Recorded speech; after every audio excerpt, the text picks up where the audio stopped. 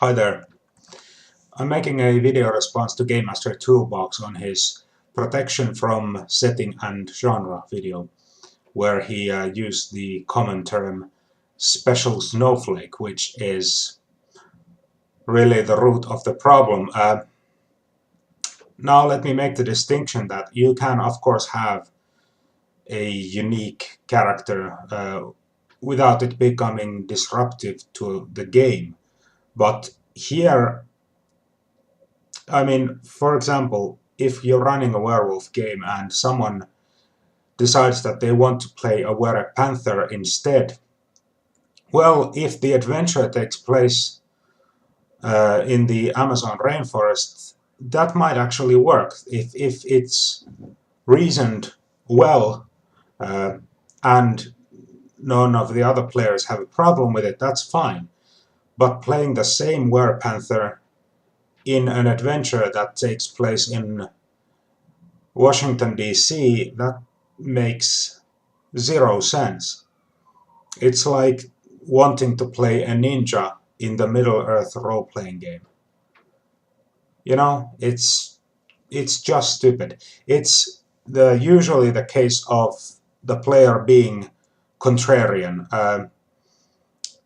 There are cases where they might want to minimize their character's weaknesses, emulating the good old Mary Sue example, you know, where everything they do is they're the best at it. And yeah, that can be really tricky to create in most rules, but you know, if they start by minimizing weaknesses, that's pretty much a sure sign of that.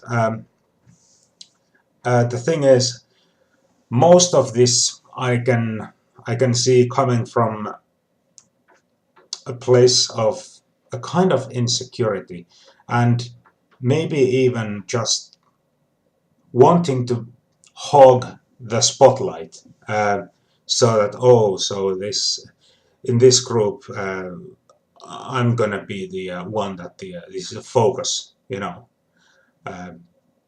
But the funny thing is, the special snowflake characters, they only have that one thing going for them, and after a very short time that actually makes them boring and uninteresting, because even if the player sees their character as unique and special, no one else at the table does. Now, some of you who might be newer players and game masters to the hobby might think that's not true, but here's the thing. Creating something weird and different will not impress anyone, since this is a game, a hobby, where we use our imaginations constantly. And this is the way I've seen it happen a lot of times. In creating this special snowflake character, they are essentially trying to replace the character's personality with what they think is uniqueness. Because it could be that they are actually nervous about role-playing their character. So they want to to create a distraction that if it becomes socially too awkward, they have a hiding place behind their weirdness or whatever that may be. Now, this is not the kind of player who wants the spotlight, but still the problem pretty much remains the same.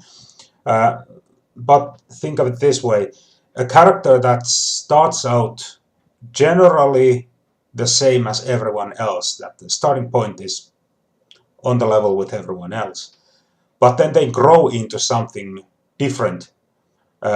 That's far more interesting than just being a member of a weird race or what have you, because there the character gains this unique stature based on player actions and the character's history in the game. And that's far more remarkable and memorable And those are the characters that when they do get the spotlight, they really shine. Um, so going on to solutions.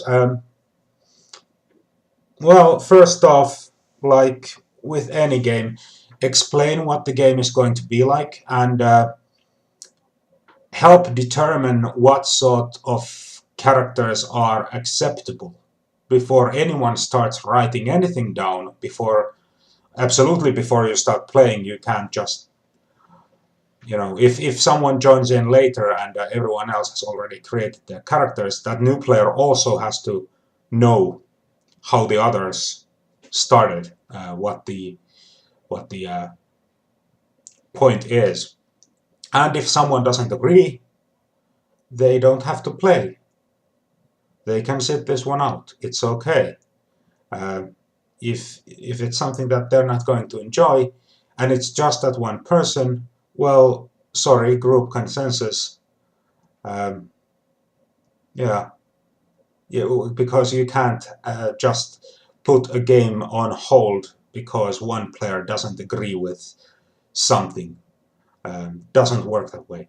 Um, and again, try and create characters as a group so that everyone can discuss what sorts of characters they want to play. And here, if someone is still trying to be the weird one or the lone wolf or whatever, ask them why, and if necessary, explain to them again what the game's theme and feel will be like, and what the role of the player characters is, not just in the game world, but in the story. And during play, make sure to split the attention pretty evenly between the players. You know? So if someone is obviously trying to hijack every situation with their character, you can tell them outright, then and there, to stop, and that you will come back to them when it's their turn. That, if it's like, oh, well, so those guys are role-playing over there now, so I know my character goes over for no particular reason. No, doesn't work like that. You have your turn. You don't get the spotlight all the time. And even worse, if they are trying to hijack the story by making it about them and going off in a direction that no one else is, tell the player that you are not running two games simultaneously, and if he can't have fun with everyone else, then that's okay, but he should skip this game. It's not what they're looking for, and if it's not interesting enough and fun enough for them, yeah, that's it. No point in forcing it. But yeah, with this sort of problem, you have to be firm but understanding, and yeah, give the player who is always going for the weird character a sort of a way out, so that they are not you're not forcing them to do, like, you're not creating their character for them. You're giving certain parameters that make sense for this theme, story, feel, yeah, and that should be understood. If it isn't, well, that's the player's problem then.